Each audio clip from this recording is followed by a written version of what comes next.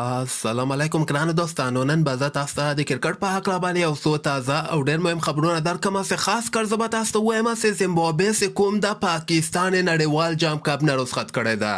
بل به زه تاسو ته دغه د افغانستان او د آیرلینډ چې کومه لوبه ترسره کیدونکې ده په دغه لوبه کې د باران څومره امکان ده او سبا ته په نړیوال جام کپ کې کوم ټیمونه لوبه ترسره کوي ځکه نن هم درې زبردسته لوبې ترسره شوي دي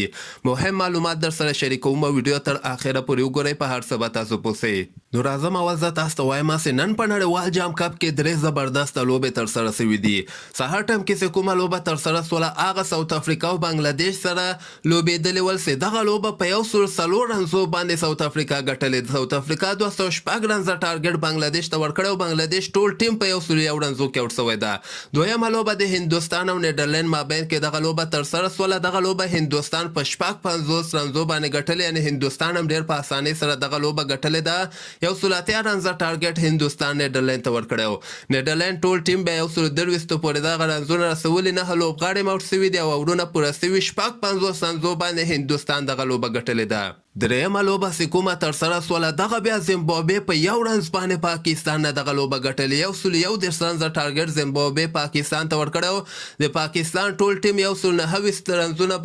جوړ کړي دي اورونه ختم شوي اته لوبغاړي هم آوټ شوي په 1 رنز باندې دغه لوبه زیمبابوې ګټلې ده خو دغه لوبې ګټلو سره دغه د پاکستان سفر تقریبا په نړیوال جام کپ کې یعنی ختم شوی ده ځکه دوی که وګورئ تاسو دغه پوینټ ټیبل تاسو درسره وګورئ هندوستان اول ده دویم ساوت افریقا د ساوت افریقا چې بنګلادیش نه په ښه رنډ باندې لوبه ګټلې ده د دغه ګټه یعنی ساوت افریقا ته رسولې ده بل زیمبابوې تاسو وګورئ درېیم نمبر باندې د بنګلادیش څلورم د پاکستان پنځم نمبر باندې دی چې دوه لوبې کړي دي او دواړه ماینس کې روان ده او نیدرلند هم بیا دوه لوبو کې دواړه بایللې دي نو که چېرته دغه د نیدرلند او بنګلادیش سره چې د پاکستان لوبه کومه ترسره کیدونکې ده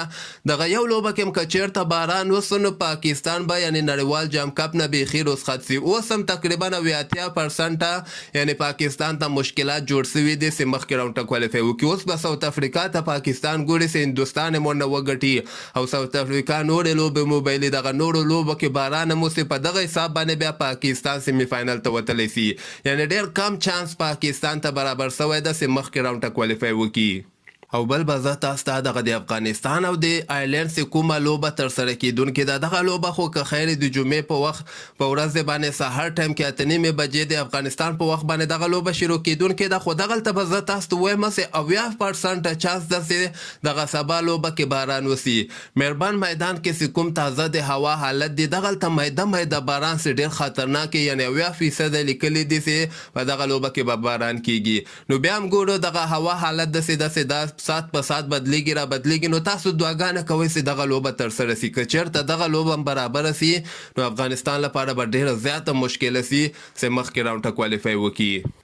نو سبا ته نه تنها د افغانستان او د آیرلینډ لوبه ترسره کیدونکې ده بلکې استرالیا او انګلینډ هم په همدغه مربن میدان کې لوبه ترسره کیدونکې ده دغه لوبه بیا غرمې ټایم کې 12 بجې د افغانستان په وخت باندې شروع کیدونکې ده دغه لوبه د استرالیا لپاره هم ډېره مهمه ده او د انګلینډ لپاره هم ډېره مهمه ده هر یو ټیم چې دغه لوبه وګټي نو هغه به مخکې ووځي او دغه کوم ټیم چې لوبه وبایلي هغه به نړیوال جام کپ نه یعنې د هغه لپاره به هم ډېره مشکله شي که چېرته بیا کوالیفای وکړي او دغلته به زه تاسو ته وایم چې اوس د زیمبابوې لپاره هم چانس جوړ شوی ده چې د نړیوال جام کپ سیمي فاینل ته کوالیفای وکړي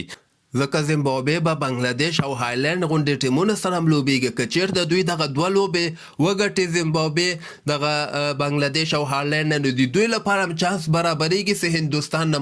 هندوستان سره یعنې سیمي فاینل ته کوالیفای وکړي نو هغه ګروپ هم ګډوډ شوی ده ځکه دغه پاکستان چې نن کومه لوبه وبایلله د دغې تاوان ورته ډېر زیات رسېدلی ده نو همدغسې تازه خبرو لپاره تاسو دغه چینل هم در سره سبسکرایب کولی سئ